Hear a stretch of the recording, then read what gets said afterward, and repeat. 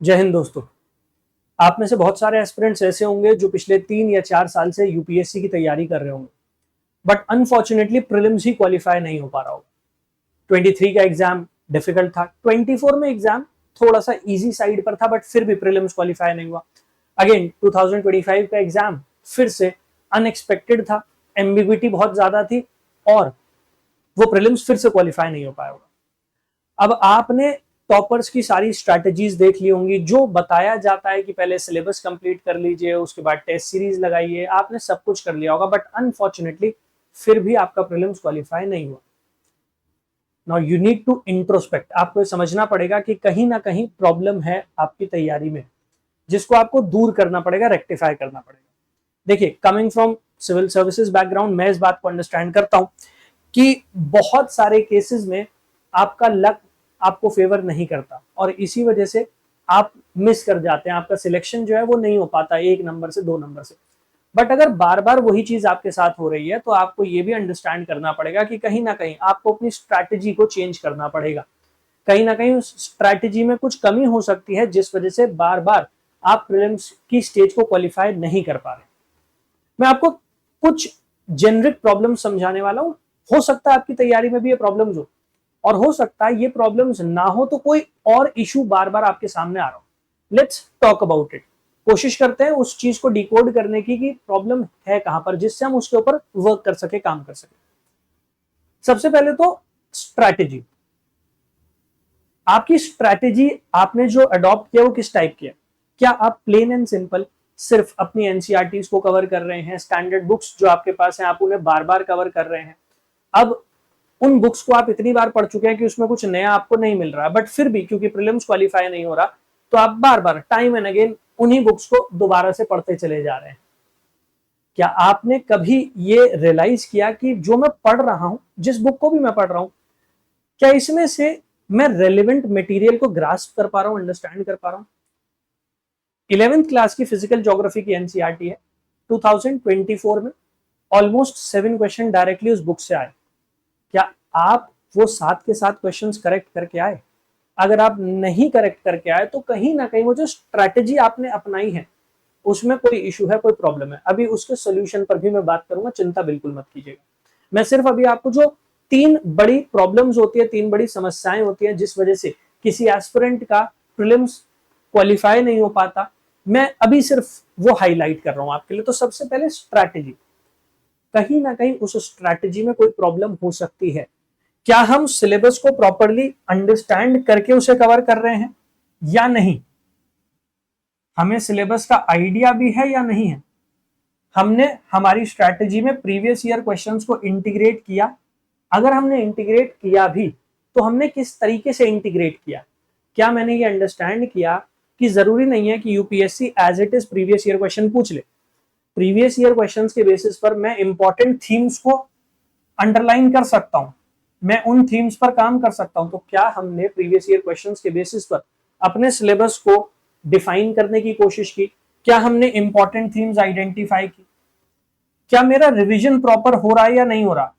कहीं ऐसा तो नहीं है कि मैं पढ़ तो चीजों को रहा हूं लेकिन मुझे याद नहीं रहता, और इस वजह से जब मैं एग्जाम हॉल में जाता हूं, मैं वहां पर पेपर अटेम्प्ट करने लग जाता हूं तो मैं चीजें भूलने लगता हूं, और इसी वजह से मैं कॉन्फिडेंटली किसी एक पर्टिकुलर ऑप्शन को अप्रोच नहीं कर पाता। क्या वहां पर तो प्रॉब्लम नहीं हो रही? क्या मैंने टेस्ट सीरीज प्रॉपरली सॉल्व की थी या नहीं की थी? मैंने 10 टेस्ट सॉल्व किए, 15 सॉल्व किए, 20 किए, तो सिर्फ ऐसा तो नहीं हुआ कि मैंने टेस्ट सॉल्व किया, मैंने उसका सोल्यूशन नहीं एनालाइज किया। क्योंकि जब हम सोल्यूशन को पढ़ते हैं तो भी हम बहुत सारी चीजों को ग्रास्प करते हैं, बहुत सारी चीजों को समझते हैं। सो स्ट्रैटेजी में कहीं मेरी दिक्कत है, कहीं ना कहीं कोई प्रॉब्लम है। अब वो किस स्टेज में है? क्या वो सिलेबस को प्रॉपरली कवर करने में? क्या वो लैक ऑफ रिवीजन है?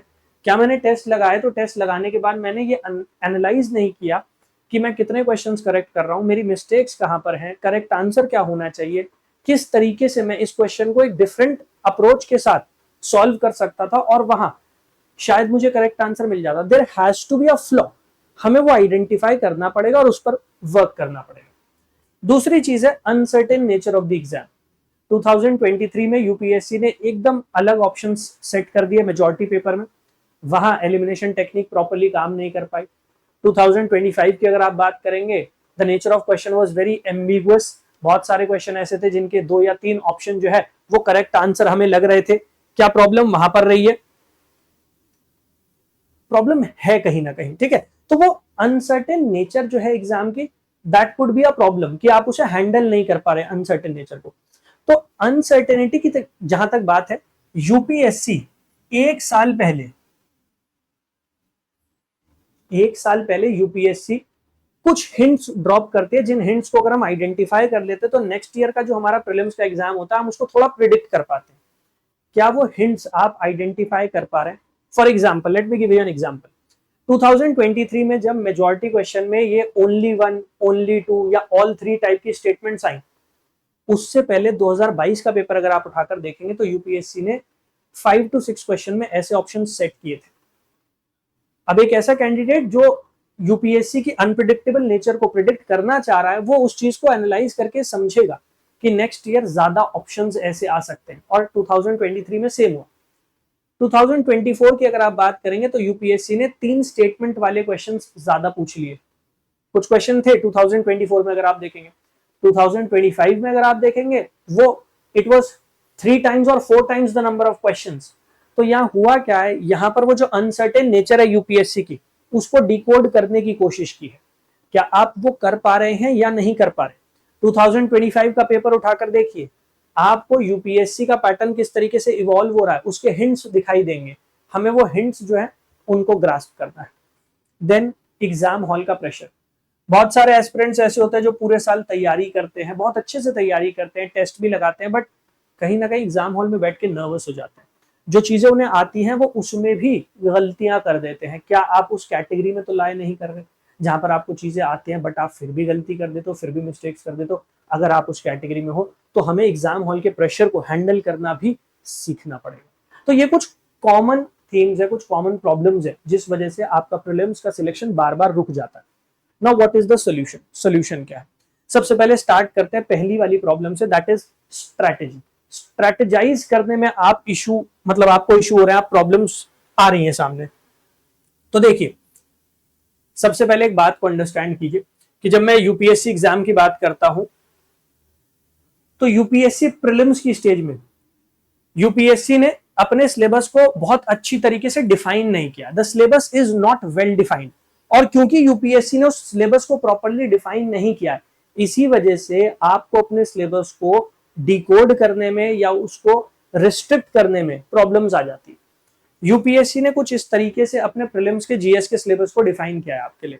वहां पर लिख दिया गया history of India and Indian national movement, Indian and world geography, Indian polity and governance, economic and social development, general issues on environment and ecology.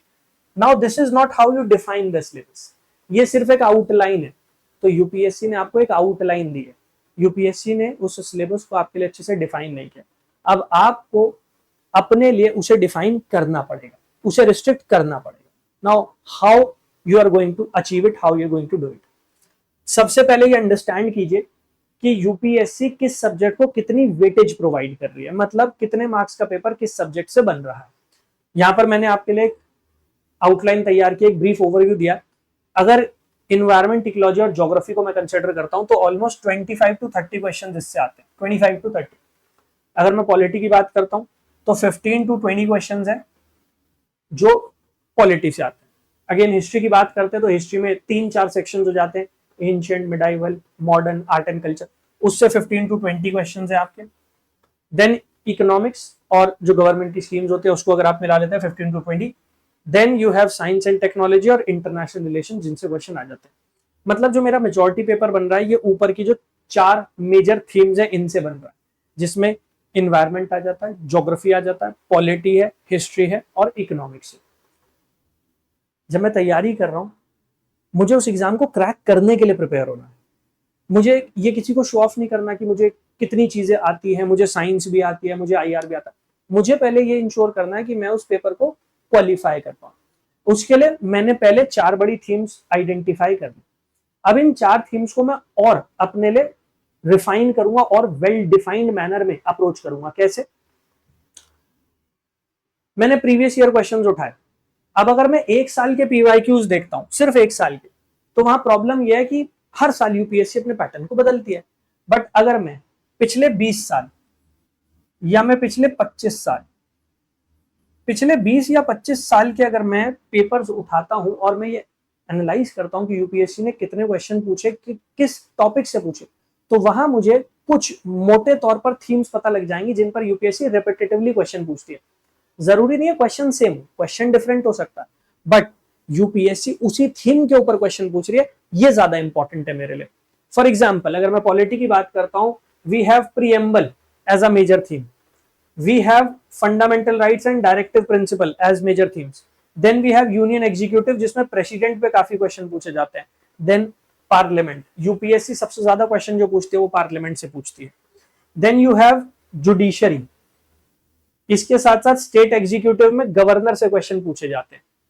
Similarly अगर मैं पॉलिटी की और बात करूं तो amendment of the constitution, then we have local government, local government में पंचायत है और म्युनिसिपैलिटी है,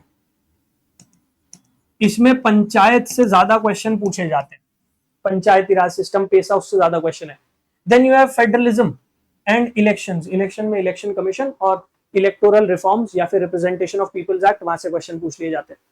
अब क्या हुआ, मेरे पास एम लक्ष्मीकांत जो इतनी बल्कि बुक है, इतनी मोटी बुक है, मैंने उसे कॉन्साइज कर लिया, मैंने उसे रिस्ट्रिक्ट कर लिया।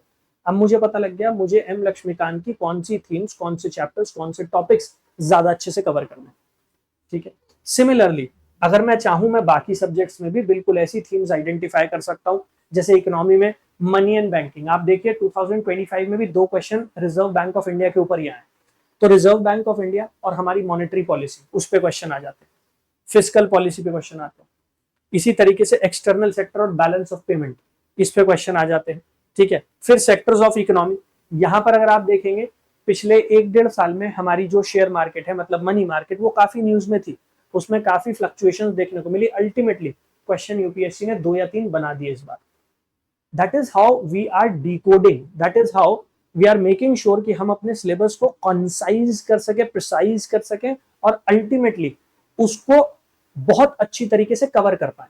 क्योंकि जब तक सिलेबस बिखरा रहेगा, फैला होगा, तब तक मैं इन थीम्स को ना तो आइडेंटिफाई कर पा रहा हूं, ना मैं इन पे वर्क कर पा रहा हूं, और जब तक मैं इन पे वर्क नहीं कर पा रहा, सिलेक्शन लेना मेरे लिए मुश्किल बना रहेगा, क्योंकि मैं एग्जाम ओरिएंटेड तैयारी कर ही नहीं रहा हूं। तो आपको अपनी तैयारी को थोड़ा एग्जाम ओरिएंटेड बनाना पड़ेगा। और जो पहली प्रॉब्लम थी जिस पर मैं बात कर रहा था, the first problem, that is strategy.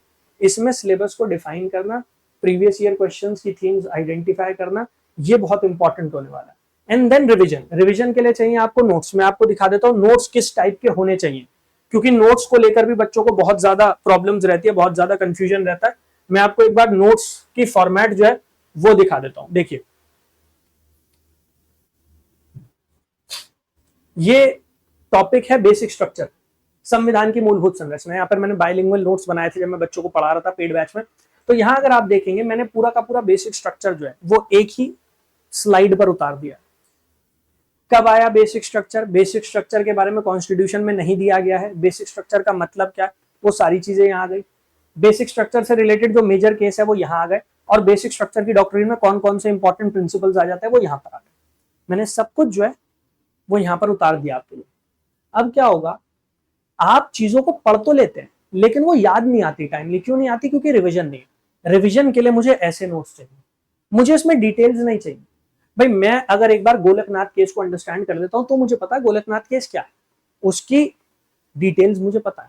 मुझे बस ये याद आना चाहिए कि हाँ भाई 1967 का गोलकनाथ केस है और वो बेसिक स्ट्रक्चर से जुड़ा। अब उसमें क्या क्या बातें कही गई वो मैंने समझ ली। अगर आप उन्हें ऐड करना चाहते तो आप ऐड कर सकते हैं, जैसे मैंने यहां पर कर दिया कि भाई संसद फंडामेंटल राइट्स में संशोधन नहीं कर सकती, the parliament can not amend the fundamental rights. अब वो बाइलिंगुअल नोट्स में इसलिए भी बनाता हूं क्योंकि इंग्लिश हिंदी दोनों बच्चों को समझ में आ जाते हैं नोट्स। प्लस आप जब मेंस का एग्जाम देने जाते हैं तो वहां पर आपके लैंग्वेज के पेपर होते हैं, मतलब इंग्लिश और हिंदी दोनों का पेपर होगा। अगर आप पहले से ही उस पर वर्क करते रहेंगे, थोड़ा थोड़ा, ज्यादा नहीं, आप जिस भी मीडियम से तैयारी कर रहे हैं आप उस पर फोकस कीजिए, बट थोड़ा थोड़ा अगर आप दूसरी लैंग्वेज को भी कंसिडर करते रहते, समझते रहते, तो एंड में जाकर मेंस के टाइम आपको पैनिक नहीं होता लैंग्वेज पेपर को लेकर। तो इस वजह से भी वो काम आ जाते हैं। तो आपको कुछ इस तरीके के नोट्स चाहिए, ठीक है। तो ये जो ओवरऑल प्रॉब्लम है ना आपकी, सिलेबस डिफाइन ना होना, रिवीजन, प्रीवियस ईयर क्वेश्चन, उसको हम इस तरीके से रिजॉल्व कर सकते हैं, इस तरीके से सॉल्व कर सकते हैं। अनसर्टेन नेचर के बारे में मैंने आपको पहले ही बता दिया। हर साल किसी मेजर चेंज को लाने से पहले, एक साल पहले यूपीएससी उसका हिंट ड्रॉप करती है। 2023 से पहले 2022 में हिंट ड्रॉप किया गया था नए ऑप्शंस का। 2025 में जो 3 स्टेटमेंट बेस्ड क्वेश्चन आए जो बड़े लेंदी थे और कॉम्प्लिकेटेड थे एस्पिरेंट्स के लिए, उसका हिंट यूपीएससी ने एक साल पहले ड्रॉप कर दिया। तो यूपीएससी हर साल वो हिंट्स ड्रॉप कर रही है। जैसे फॉर नेक्स्ट ईयर यूपीएससी इस टाइप के कॉलम वाले क्वेश्चन हो सकता है आपसे ज्यादा पूछ ले, इस टाइप की। यूपीएससी ने ये 3 कॉलम वाला पैटर्न इंट्रोड्यूस किया था 2024 में, लेकिन 2025 में यूपीएससी ने ज्यादा क्वेश्चन पूछे नहीं है, इस पे एक ही क्वेश्चन है। Now there are high chances कि 2026 में जाकर यूपीएससी ज्यादा क्वेश्चन पूछ लेगी इसी पैटर्न पर। Are you prepared for this? क्या आप इसके लिए तैयार हैं? That is going to hold the key कि आप अगले साल उसे क्लियर करते हैं नहीं करते। एंड देन एग्जाम हॉल का प्रेशर। एग्जाम हॉल का प्रेशर अब्सॉर्ब करने के लिए पहले हमें मेक श्योर करना पड़ेगा कि बाय जनवरी नेक्स्ट ईयर हम हमारे प्रीलिम्स को थॉरली कवर कर चुके हो, हमारा syllabus according two important themes हमने कवर कर लिया हो, हमने रिवीजन कर लिया हो, और उसके बाद जब हम टेस्ट लगाएंगे, हम करंट अफेयर्स को अपडेट करेंगे। ऑब्वियसली एग्जाम हॉल में जब हम एंटर करेंगे तो हम इसी कॉन्फिडेंस के साथ एंटर करेंगे और अल्टीमेटली हम हमारा सिलेक्शन जो है उसके पास पहुंच जाएंगे। वो इसलिए क्योंकि वहां सिली मिस्टेक्स कम होंगी। वो कम इसलिए होंगी क्योंकि मुझे कॉन्फिडेंस होगा अपने ऊपर कि हाँ मैं हैंडल कर सकता हूँ इस पेपर को। और जब वहां लाइन से मेरे क्वेश्चन सही होने लग जाएंगे तो वो कॉन्फिडेंस मल्टीप्लाई करेगा, जो उस एग्जाम हॉल के प्रेशर को एब्जॉर्ब करने में मेरी हेल्प करेगा। यहाँ तो मैंने सिर्फ अभी तक आपको ये सारी चीजें बताई हैं, बट मेंस की अगर मैं बात करता हूँ तो मेंस स्पेसिफिक भी सिलेबस जो है वो हम डिकोड कर सकते हैं। और मेंस के सिलेबस की अगर मैं बात करता हूं, अगेन प्रीवियस ईयर क्वेश्चंस के बेसिस पर वो पूरा डिकोड मैंने किया हुआ है। ठीक है, ये पूरा डिकोडेड पीडीएफ जो है ये आपको मिल जाएगी हमारी वेबसाइट पर या हमारी एप्लीकेशन पर। उसके लिए आपको क्या करना है, आपको वेबसाइट पर जाना है, गूगल पर जाओ, गूगल पर जाकर टाइप कर दो यूपीएससी टॉपर्स हब। तो जो चैनल का नाम है यूट्यूब चैनल का, वही आप गूगल पर टाइप कर दो यूपीएससी टॉपर्स हब, वेबसाइट आपके सामने आ जाएगी। जब आप वेबसाइट पर आ जाएंगे तो वेबसाइट पर यहाँ आवर कोर्सेज का ऑप्शन है। जब आप यहां जाते हैं आर कोर्सेज में तो यहाँ नीचे की तरफ फ्री स्टडी मटेरियल का ऑप्शन, फ्री स्टडी मटेरियल में जब आप आ जाएंगे तो यहाँ पर 50 मोस्ट इंपॉर्टेंट टॉपिक्स, ठीक है, 50 मोस्ट इंपॉर्टेंट टॉपिक्स ये दिया गया।